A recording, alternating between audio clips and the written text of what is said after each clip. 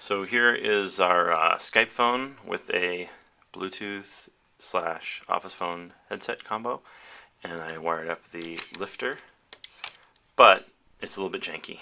I've got some rubber bumpers and some other weird little piece of like cardboard, and I'm going to try to use some more origami to make this better. A piece of cardboard that's going to fit in here, and I've marked off where I think the opening is. Okay, let's see how this goes in here. We're going to shove it on in there, and oh man, that looks like a perfect fit. Okay, so now I've created a little pattern on the back of a cake box, and I'm going to cut it out and see if it works. And if it's a good prototype, then I'll build the real one out of black. Well, there's my prototype of the base, which seems just a teeny bit high, but maybe that'll still work. So I think I got this down to just about the right height, so now I need to make the little fin. Okay, so there's a early attempt, and that seats nicely on the phone, well, sort of.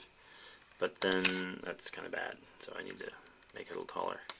Over here in the next version, I've got some extreme tilt action, and I put the phone down, and it doesn't really seem to sit there much at all. But it's sort of sitting as flat as it can, I guess.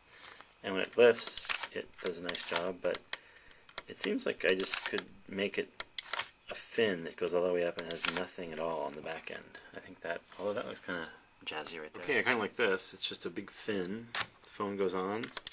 It lifts up. It doesn't come off, but it's, you know, just enough to keep it so that it will stay in place and not get lost falling off your desk. Okay, so here's my sort of final piece of cardboard. It was a little difficult to score it so it would fold without cutting through, so in a couple places I have some electrical tape to kind of help it.